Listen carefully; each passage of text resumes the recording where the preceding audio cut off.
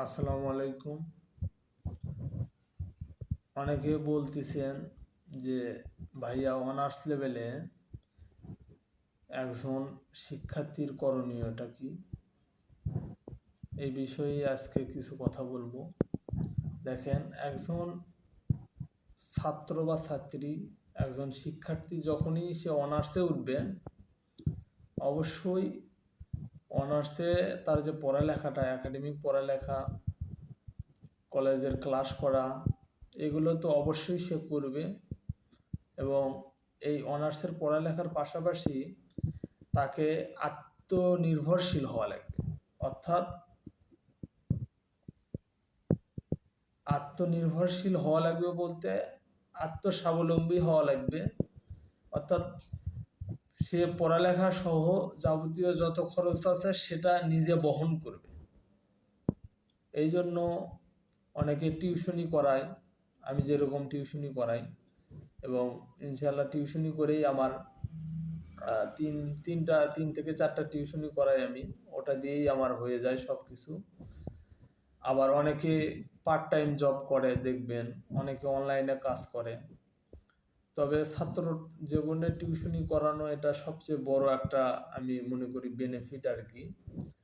কারণ টিউশনি করালে একে তো আপনার ইংলিশ এবং গণিতের যে বেসিকগুলো এগুলো ক্লিয়ার হয়, এবং একটা অনুশীলনের মধ্যে আপনি থাকেন, চর্চার মধ্যে থাকেন, এবং এটা আপনার চাকরির পড়ালেখায় অনেকটা ভালো একটা সাহায্য করে আর কি।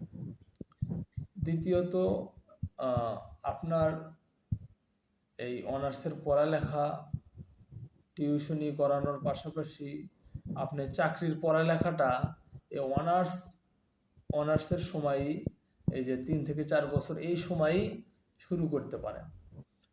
এই জন্য আমি কিছু বইয়ের সাজেস্ট করতে পারি যে আপনার ইংলিশের জন্য মাস্টার্সের বই আছে, খুব একদম বেসিক ইংলিশ থেকে আপনার অ্যাডভান্স পর্যন্ত আপনি এই বইয়ে শিখতে পারবেন।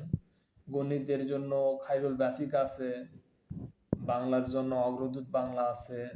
এই বইগুলো ফলো করতে পারেন। এবং পাশাপাশি আর একটা বিষয়, সেটা হচ্ছে আপনাকে অবশ্যই আপনার একটা লক্ষ্য স্বপ্ন থাকতে হবে যে আমি এটা করবই। অনার্স লেভেলে কিন্তু অনেকেই দেখবেন আড্ডাবাজি, মানে প্রেম প্রীতি, এই জিনিসগুলো নিয়ে মানে তার অযথা সময় নষ্ট করে। কিন্তু এই সময়টা যে কতটা গুরুত্বপূর্ণ এটা অনেকে বোঝে না। এই জন্য অবশ্যই আপনার অনার্সের পড়ালেখার পাশাপাশি চাকরি পড়ালেখাটা শুরু করে দিতে হবে। এবং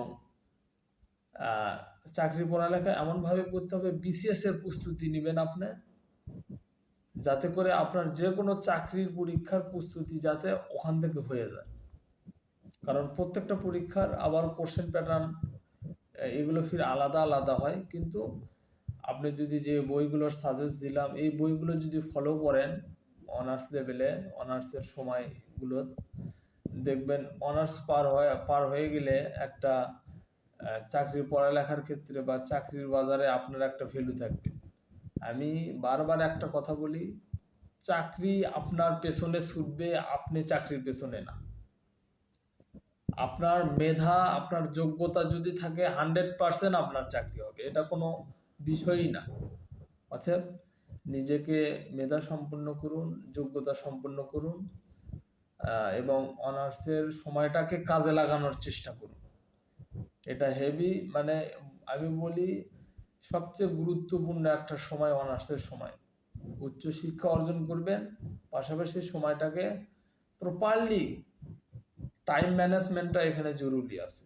যে কোথায় কোন সময়টা ব্যয় করতেছেন, যে আমি বন্ধু বান্ধবীদের সাথে সময় ব্যয় করতেছি, আমি সিনেমা দেখতে যাচ্ছি, ঘোরাফেরা করতেছি, আড্ডা মারতেছি, সব ঠিক আছে, কিন্তু টাইম ম্যানেজমেন্টের মধ্যে সব কাজগুলো করবেন যাতে করে আপনি ক্ষতিগ্রস্ত না হন।